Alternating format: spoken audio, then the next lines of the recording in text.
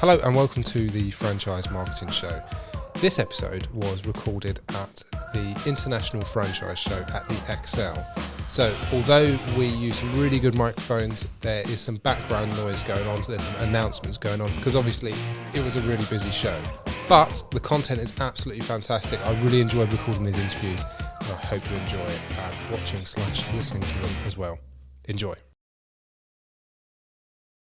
So firstly, just tell me a little bit about you and Snap Fitness. Kristen Horler, I'm head of franchise sales in the UK and Ireland for Snap Fitness. Cool. What does Snap Fitness do? Snap Fitness is a 24/7 gym. We've got locations throughout the UK and Ireland. We actually started in the US and expanded to the UK, and we've also got offices in Australia as well. So Nice. Global business with over 2,000 locations. Cool. How are you finding the show so far as well?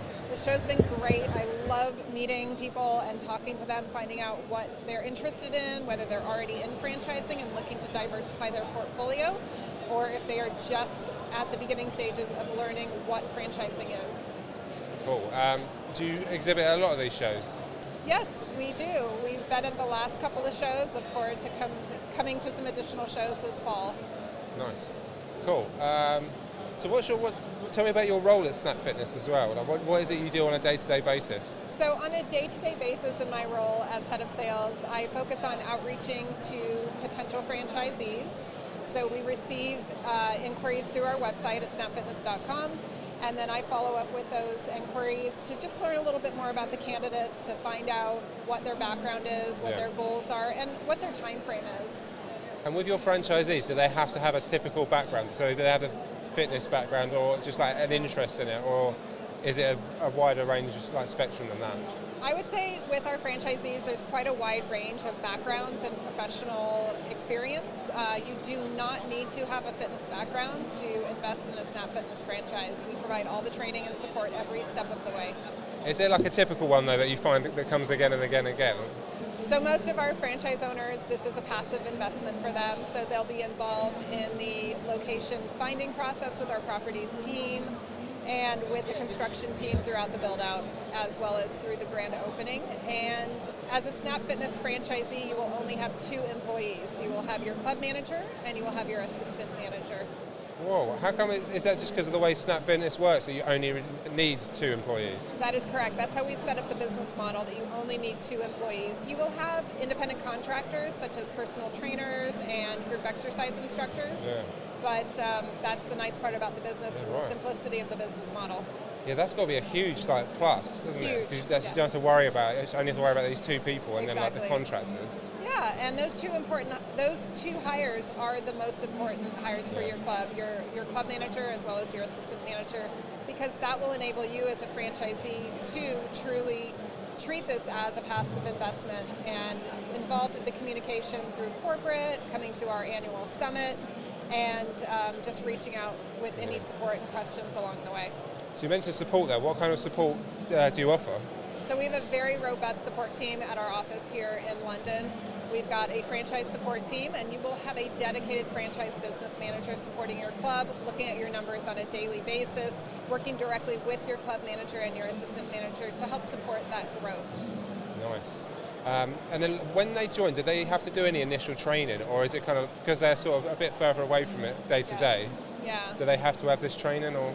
So we do offer online as well as in-person training through our Snap Academy, and that is available to our franchisees as well as to their employees, the club manager and the assistant manager as well. Nice. And then you mentioned about finding a location. Is that, I kind of got it in my, I think I know, but like, could you tell what's the typical location that they have to find? Yeah, so the franchisee is not responsible for finding the location. We have a properties team who will help find a location that we truly believe will be successful. We want the franchise owner to be excited about the location, so we help with that lease negotiation process. What makes a successful location then? Yes. So there are a few things that we look for in what will make a successful location. Location that has a high footfall, a location that has easy parking, convenient to get to. So there's a variety of things that we look at with potential locations before we even do a deeper dive demographic research. Yeah, I'm just thinking ones that I know where they are. It's all like parking seems to be a huge one. Yes, close to a Costa Coffee, close to a Sainsbury's or a Tesco. It's literally like, I know there's a Costa there and there's a Sainsbury's across the road from the one I'm thinking of. So then you're going to find a Snap Fitness right in between the two. Yes, it's weird, that is strategic. Nice. There's a method to the madness. Cool. Yeah. So what would you say to someone who's looking to join Snap? Like, what kind of things would you say to them to make them join? So a lot of potential franchisees typically want to know what the investment is, as well as the return on the investment.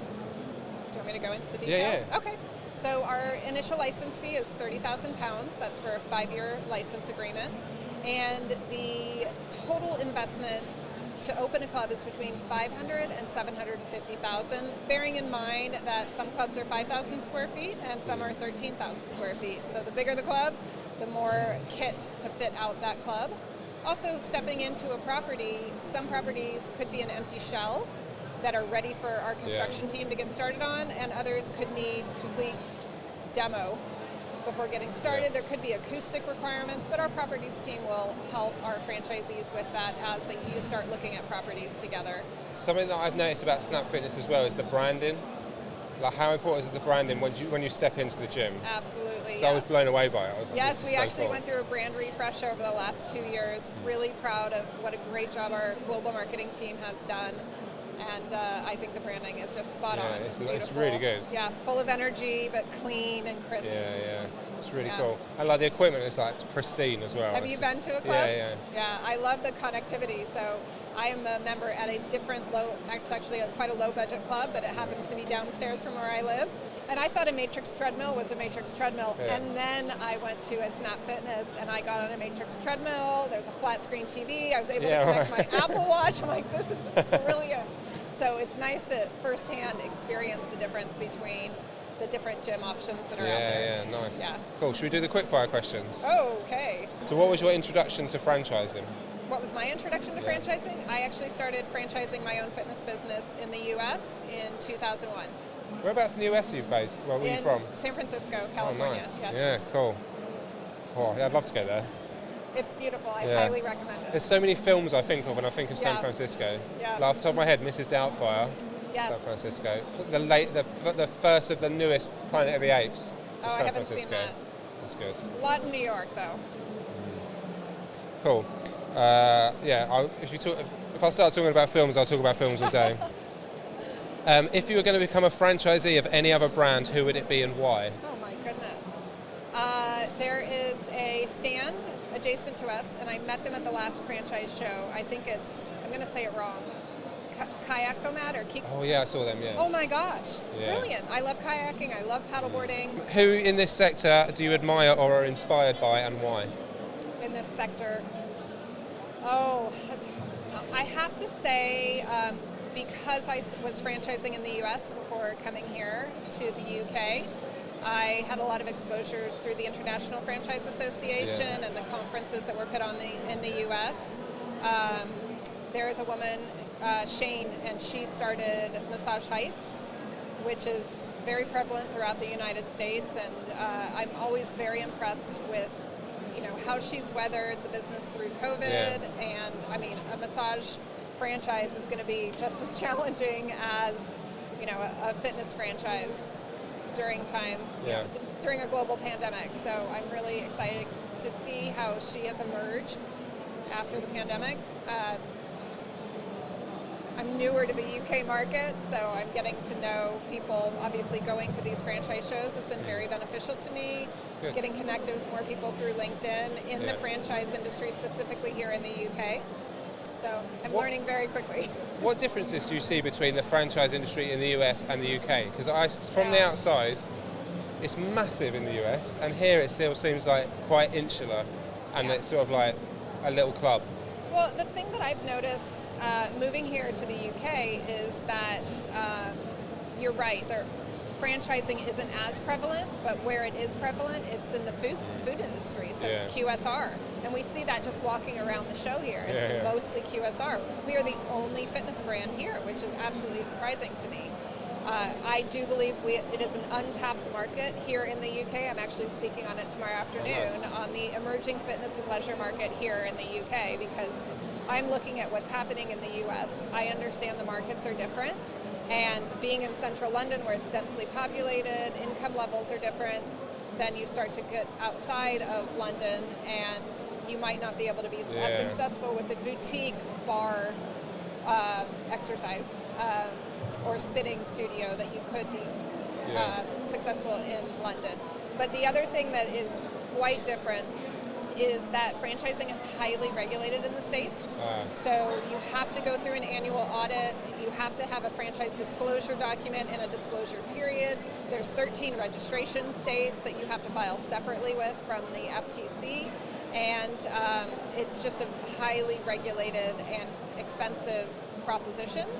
So for any brands in the U.S. considering expanding globally, I would recommend testing out the UK market and seeing if this is a place that you want to expand to. From the outside, it feels like franchising is the way of doing like small business and business in the US, and here it's like people don't really consider it if you're not already like involved in it, or you sort of stumble into it. I think. Interesting. It's interesting. Cool. Yeah. Next question. What do you enjoy most about being part of the franchise community? I've been in franchising for over 22 years, and I absolutely love the community. As far as being part of a franchise company, we get to see meet other franchisors at every expo we come to. There's a tremendous amount of support, so there really is this feeling of family in the franchise industry, and what can I do to help you? Even if it's a completely different industry, the support is amazing, and I love that. Yeah, I found that. It's like even just going to these shows. Yeah. You see the people all the time, and it's just like, oh, good to see you. Like everyone's so nice. Isn't it great? Yeah. I love it. It's so fun. It's the franchise family. Last question. What one thing could we do as a sector to improve the awareness of franchising?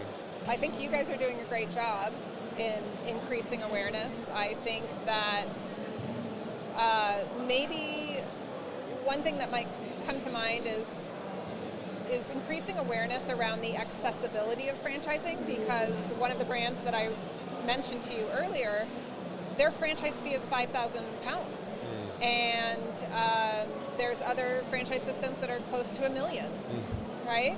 So the reality, maybe increasing awareness of the fact that someone who just wants to have a part-time business can put together £5,000 to £20,000 can get into franchising. This isn't necessarily for people who have £1 million. Yeah, that's a good point. Yeah, nice. Well, thank you for coming on the show. What's the best way for people to get in touch with you? Best way to get in touch with me is on LinkedIn, Kristen Horler. Cool. Thanks so much. Thanks. Cheers. That's it. Appreciate it.